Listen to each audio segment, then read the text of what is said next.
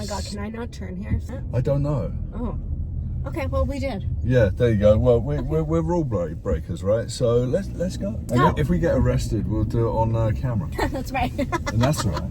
I'm all about rule breaking. Still not quite sure if I'm even allowed to drive here. I tell you what, let's go down here, take a left, take a right down the hill, and then we'll find a quiet spot down there where we can hide from the police that are now significantly looking for us because we've broken the rules. Like 5 times. I have such a special treat again. My next guest is Nikolas Badminton. He is a world-renowned global futurist and hope engineer. He mentors top executives and highest levels of government to create bold visions by exploring hopeful futures, anticipating disruption, and of course, supercharging strategic planning. I see him right there. Let's get him in the car. Hey, Nick, need a ride? Hi. Hi, how are you? I'm great. And it's taken us some time to get here. So I'm ready. But you've been busy. You have been predicting the future. We don't predict futures. So tell me, what the heck is a futurist? Who am I actually speaking to right now? So since I was really young, I've been really obsessed with,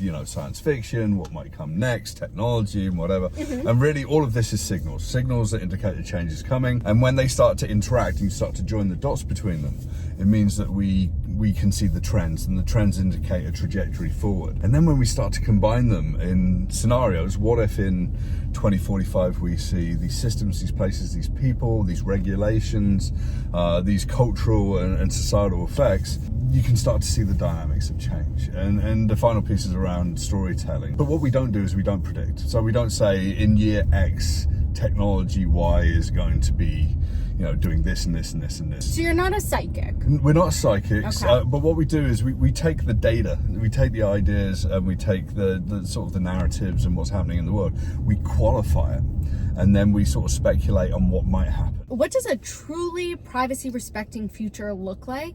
And is it even possible in a world driven by data? Anyone can make their house a privacy-respecting space by making everyone turn off their phones. So you can never really be fully protected, I suppose. Well, you can if you turn off your phones and you don't have any internet connection in your house and you basically don't have connected devices. And you put tinfoil around you. Well, yeah, you can put them in, boxes that stop signals from getting in and right. out of. Yeah, you could do that. I know people that do.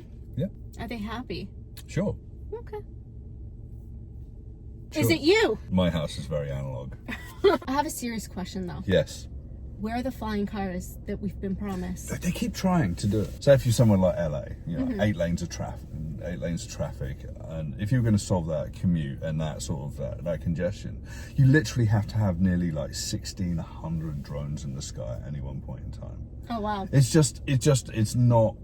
It's not something that's really practical. But at the same time, all exploration of ideas of what might be is relevant in a way. There's lots of things that need to be overcome. But, futurists always say, never say never. But the glittering lure of the future is around flying cars and robotics and AI.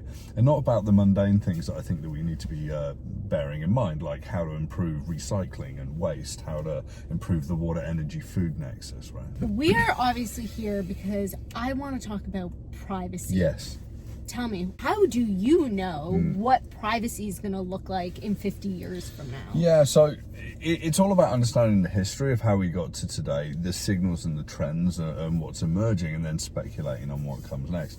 Now, we see an acceleration of sensors and sensor fusion. We see an acceleration of artificial intelligence and the processing of data. We're seeing an acceleration of a culture in business where they want you to sign off terms and conditions, where they ultimately own your identity, they own all of your behavior, and they want to use all of that with analytics to understand, the constellation of your family, the constellation of your work, and build a full tilt profile of everything you do.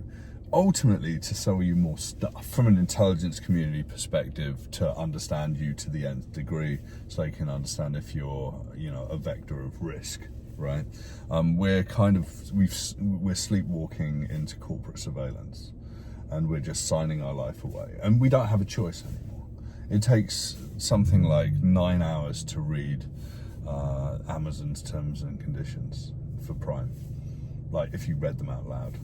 And at any one point in time, after that point of maybe you understanding it, They can just change them all as well because there are clauses within that. But Is privacy dead? yeah, but it doesn't mean that we don't have to care deeply about our own privacy and what we put out into the world. You won't ever find a picture of me and my wife and my kid online. Is that right? Yeah, and that's a choice. But at the So how same come? time, Explain that to me. how come? Yeah. Why would I want to share that with anyone outside of a trusted friend group? That people have got this, you know, online digital platforms like therapy for people that don't want to invest in therapy, right?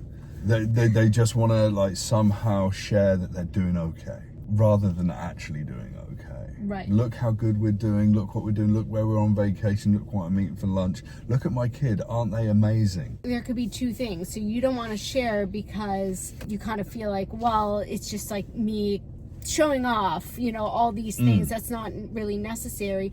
Or is it that you're actually concerned about not what the public can see, but maybe what companies can see of you and your family? Is that also at play here? It's actually the primary concern. The targeting that can happen through the platforms that we have, it's incredible, right? Yeah, Okay. I've got a huge problem with it. I've got a huge problem with it. Google Gemini, their generative AI platform, is being rolled out to most countries around the world for kids under the age of 13, which is terrifying because it's ingested all of the information in the world, and it's going to be, you know, hallucinating and provide an opportunity for kids to shortcut thinking and learning and whatever. But not in Switzerland, not in the European Union, not in the UK. Right? Meaning they're not allowed to roll out because you're not allowed to influence children like via tech platforms like that. But everyone's trying to get to the kids, right?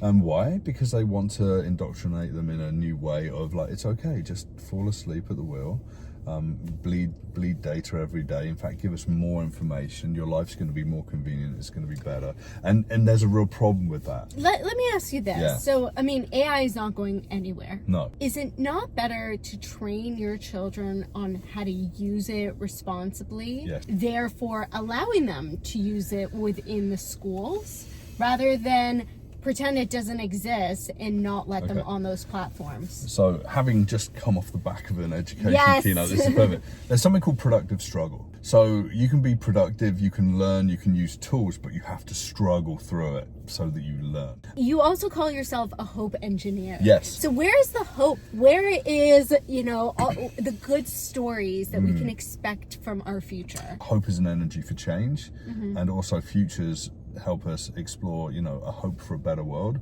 and also hope to make a change today towards that world as well. Okay. So that's why I call myself a hope engineer. I love that. Yeah, and We should all be hope engineers. exactly. Yeah. And people are gravitating towards it. I talk about, you know, futures to set the direction and the vision, hope to be the energy of change, and wisdom to be the guidance. Oh, that's beautiful. What are your thoughts on superintelligence? It's going to be incredibly difficult to get to that point. Okay. Does that mean that any of these big tech companies are not going to redefine what it is to them and say that they've achieved it? That's what's going to happen in the next 5 years. Oh, really? Yeah, we've achieved AGI, but it's not going to be true artificial general intelligence. If you think about it, it's that idea that it's smarter than the whole of the human race. It's autonomous in its ways. It's got an ability to truly, in a way, be sentient and to be aware and to be conscious. We can't define consciousness. Like, we can't, it's difficult. There's a million definitions of like intelligence. Now, a lot of well-known executives say that superintelligence is going to pretty much wipe away humans and make us extinct. Do you think that's the case? Let me fix that for you. Tech executives selling you solutions that promise to do this say that. Let's be honest, like, you know, in a world where I sell red paint, you know, I see a world that's painted red, and you should too, right? That's bad futurism. I want to talk about the art on your arm. Yes. Tell me, is there a Tattoos. story behind it?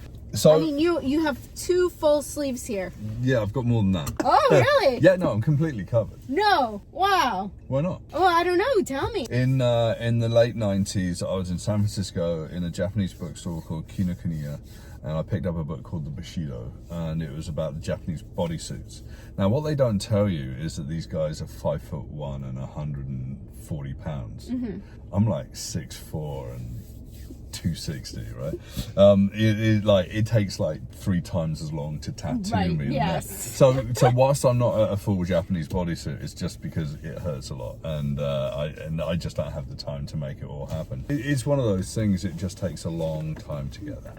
Well, it took me all of like 5 minutes to do my arms. So Come on. Yeah. Okay. Yeah. There you go. I didn't. Hey, join I the didn't club. want you to feel like you. Yeah, we can compare. That's pretty cool. Yeah, you've got thanks. you've got some cool writing on there. I don't know what it says. What does it say? Choppers. All Yeah, right. you know, Okay. You bike it's just a it. great word. You got some flames and some stars. Yeah. Can we talk a little bit about zero trust? Yeah. So there are stories out there. So I tell a story, a cybersecurity story. Engineering firm in Hong Kong. The chief finance officer calls in. He's on a trip with a couple of his team for the next 2 weeks. Actually, you know, that's happening in the world, and he's on this trip, and he calls into HQ and says, "Look, I need to move like 200 million Hong Kong dollars to these 5 entities, and it's because, you know, I'm building these partnerships. I'm traveling around mainland China. We have to do this." And they're like, "Well, we can't take that phone call as a signature, as a you know, an absolute permission or a sort of signed off part of our process. You have to be in the office to do that." And he said, "Well, I'm going to be on the road. These are really important relationships. How about we have a conference call, a video call with me and my team, and we'll go through everything, and verbally we'll give you the go ahead." And they did. About 2 or 3 days later, they went ahead and they did that. And it was only after a day or two of starting to move money around that HQ realized that their human intuition said it didn't feel right, and it wasn't. It actually turned out after an investigation that there'd been a number of identities and compromises on certain accounts internally, including the chief financial officer and his team, and all of the people on that video conference were not real. Oh my God. So zero trust. Literally, we're coming back to absolute trust from standing in the same room, absolutely verifying who that human is through biometrics or whatever, and then going through due process, and then checking again and again. Shake your hand, see you, record you, understand the situation. So, like, if this is happening now, yes, now, what is going to happen in the next 20 years when things get even more intelligent? Yeah. Like, how do you prevent this from happening? So we are at the sharp end of the stick, so we have to make the decision on whether something is real or not. So the government of Finland are actually teaching this in schools. They're teaching people how to determine if something is true, false, misinformation, whatever, because we're the filters. The tech companies aren't coming to help us to save it. Is there any hope there? Hope lies with humanity and humanity's ability to cut through that noise. So we talked about privacy is dead. Yes. And for companies who are listening to us in saying privacy is dead, they may be saying, well, why do we need to comply with privacy regulations? Privacy is dead. Why should we even care? Right. If even people don't care about their information, they're giving it away so easily. Yeah. Why should we care? So, what do you say to that? You know, the most valued companies in the world will be those that truly empower the people that they serve. I know you and I may actually care about our privacy and how we're sharing our information, but the average consumer, the average individual, do they care? When you chat to people, they're like, "I've got nothing to hide." It's like, sure, but are you going to give me enough information so I can create a story about you that fundamentally changes how people see you? That's what you really have to care about. And you don't need that much data to basically create a story that isn't necessarily 100% true, that changes an opinion of someone. One thing that surprises me about you, Nick, is your trust in artificial ingredients. Artificial ingredients, because I found out that on a road trip you like to eat pepperoni. So in a world of zero trust, we know Nick does trust these artificial ingredients. It depends. I don't know, a piece of meat that is not refrigerated for months scares me. Really? Yes. There has to be some but I'm European. strange preservatives. This is normal. This is good stuff. Right? Zero trust with everything else, but pepperoni stick. Yeah, but you can read the ingredients. Imagine that they tell you is in there. Yeah, and they make it easy to read. Imagine if that's what that sort of data and privacy policy was like.